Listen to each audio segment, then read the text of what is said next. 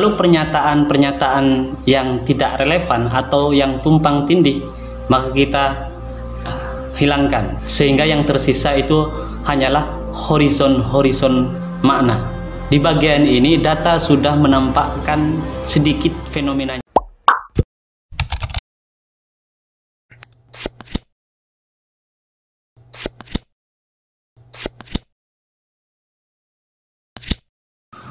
Meskipun analisis data penelitian sosial, fenomenologi, dan penelitian kualitatif pada umumnya itu kita lakukan terus-menerus selama proses berlangsungnya penelitian, tetapi juga yang membutuhkan konsentrasi lebih pada saat data-data lapangan itu terkumpul. Serakan data itu mau diapain? Di sini kita akan ngobrol secara lebih rinci berdasarkan tahapan-tahapannya di dalam penelitian sosial fenomenologi. Tahapan yang pertama, data-data hasil wawancara dengan informan yang sudah kita rekam, itu kita transkrip menjadi bahasa tulisan.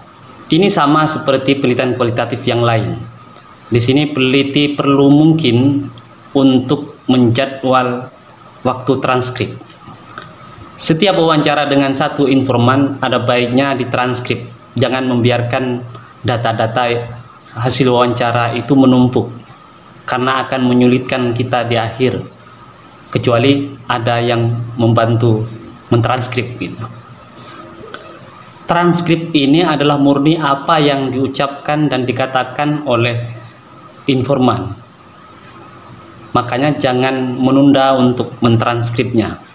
Karena wawancara fenomenologi itu adalah wawancara pengalaman orang tentang objek atau masalah yang kita teliti, sehingga sudah tentu sangat panjang cerita-ceritanya. Dan jangan sampai ada yang terlewatkan. Semua yang terekam itu mesti kita tuliskan untuk mengurangi kesalahan-kesalahan pada tahap analisis selanjutnya. Tahap kedua, kita melakukan horizontalization. Di tahap ini kita mengelompokkan setiap pernyataan-pernyataan yang bermakna, baik itu langsung maupun tidak langsung, terkait dengan masalah yang kita teliti. Pada saat kita mengelompokkan itu, kita posisikan semua pernyataan-pernyataan itu nilainya sama. Maksudnya kita sebagai peneliti itu kita menerapkan approach. Ini yang sudah kita bahas di part kedua penelitian sosial fenomenologi ini. Lalu pernyataan-pernyataan yang tidak relevan atau yang tumpang tindih, maka kita hilangkan, sehingga yang tersisa itu hanyalah horizon makna. Di bagian ini data sudah menampakkan sedikit fenomenanya. Di dalam fenomenologi disebut dengan makna tekstural, yaitu satu fenomena dari data yang menunjukkan ciri atau bidang-bidang dari luarnya saja. Kita belum lagi masuk dan menemukan makna terdalam dari setiap pernyataan-pernyataan dari informan. Tetapi data-data yang sudah kita horizonkan itu adalah pintu masuk untuk menemukan realitas makna terdalam dari setiap pengalaman-pengalaman informan. Jadi yang dimaksud dengan makna tekstural, jika itu hasil wawancara dari informan, itu adalah makna leksikalnya, makna yang sudah baku dan sudah diketahui dipakai sehari-hari oleh banyak orang. Karena kita sudah tahu, sudah baku, sudah banyak dipakai oleh orang, maka kita horizonkan itu. Tetapi kita belum lagi masuk memaknai yang itu. Memaknai secara lebih dalam kita belum. Itu pada tahapan selanjutnya. Makanya kita kelompokkan berdasarkan tipe-tipenya, agar mudah kita melakukan analisis secara lebih dalam pada tahap selanjutnya. Tahap ketiga, ini disebut dengan cluster of meaning. Setelah kita melakukan pengelompokan data yang kita sebut sebagai horizontalization tadi, di tahap ketiga ini kita melakukan klasifikasi data ke dalam unit-unit makna.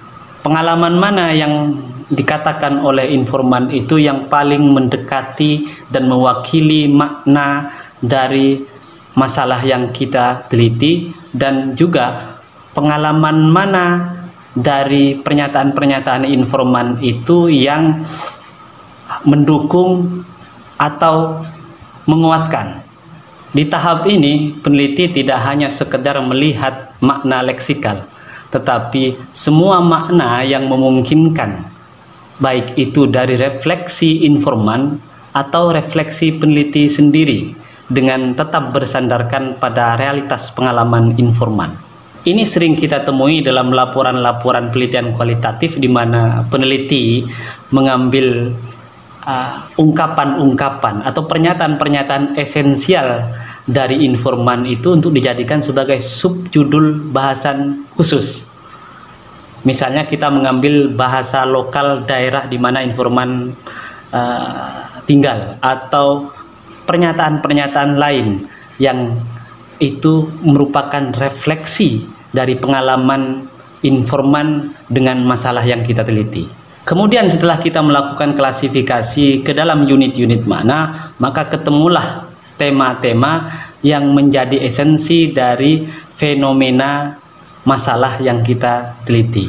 Tema-tema bermakna itu, seperti yang saya katakan, bisa dijadikan sebagai subbahasan yang didukung oleh pernyataan-pernyataan bermakna lainnya, sehingga menjadi kesatuan makna yang lebih konkret dan lebih jelas. Ini yang disebut di dalam fenomenologi itu sebagai structural description, yang berarti kita itu menuliskan, menggambarkan rangkaian-rangkaian pengalaman informan itu yang sejalan dengan penelitian yang kita lakukan.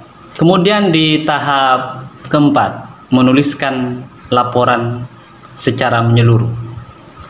Setelah peneliti menemukan tema-tema yang sudah diklaster maknanya, di bagian ini peneliti menarasikan, membangun atau merajut berbagai esensi masalah yang diteliti menjadi lebih tertata dan sistematis, agar menyuguhkan realitas fenomena sosial yang lebih komprehensif sebagai satu penelitian sosial.